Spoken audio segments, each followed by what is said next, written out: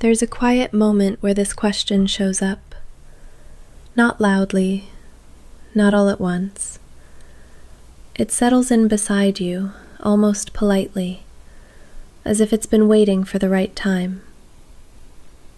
You might notice it when things finally slow down, when there's no message coming in, when you're not replaying the last conversation, but you're not free from it either. It's not panic. It's not clarity. It's just this gentle wondering that keeps you company. A sense that something felt heavy, and you're still carrying it. You didn't arrive here because you missed something obvious.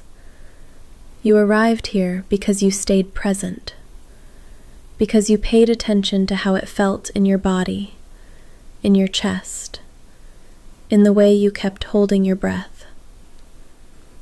And now there's space enough for the question to surface, even if you didn't invite it. It can feel confusing to hold two things at the same time. On one hand, you remember how natural it felt to want more consistency, more reassurance, more effort that didn't have to be asked for. That wanting didn't feel dramatic in the moment.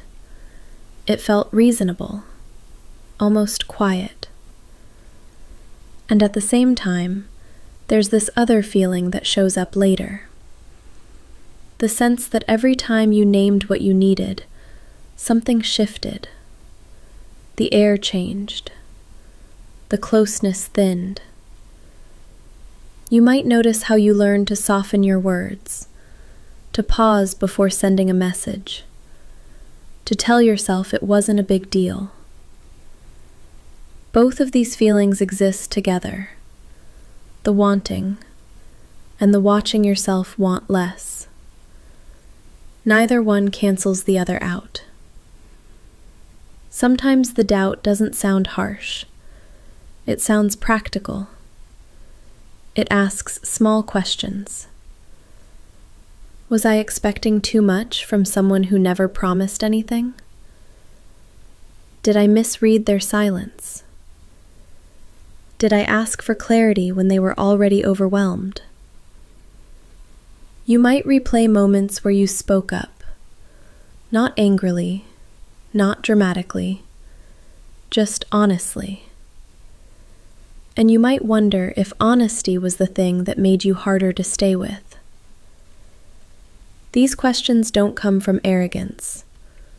They come from care, from trying to understand how two people could be in the same connection and experience it so differently. You're not wrong for examining yourself this way. You're not wrong for wanting to know where the line was, even if no one ever named it out loud.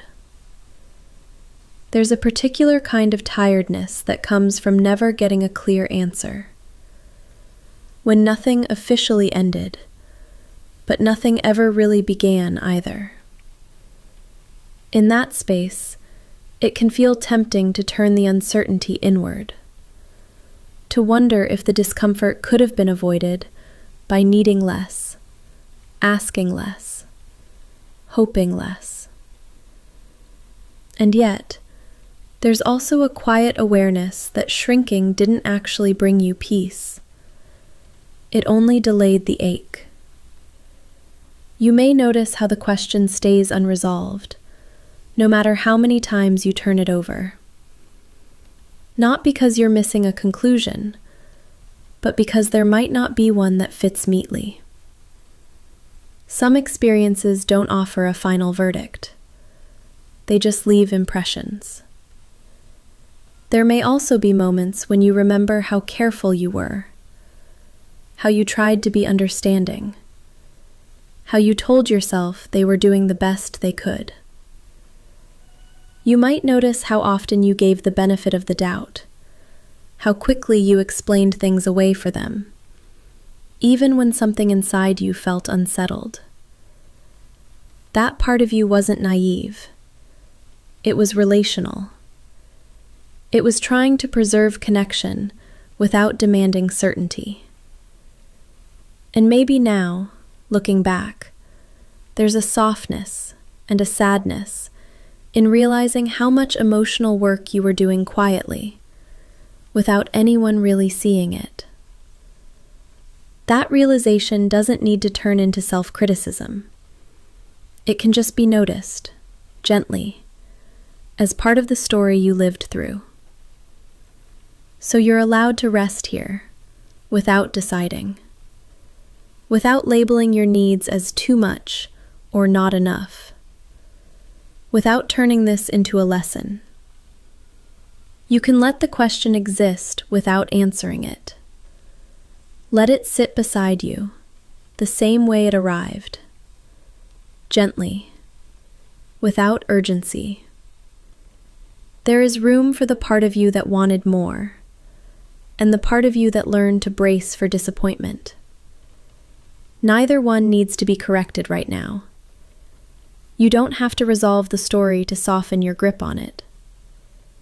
Sometimes it's enough to acknowledge how much effort it took to keep showing up, even while you were unsure. If you want, you can stay here a little longer, or come back when the question feels heavy again. This space doesn't need anything from you. It's just here with you.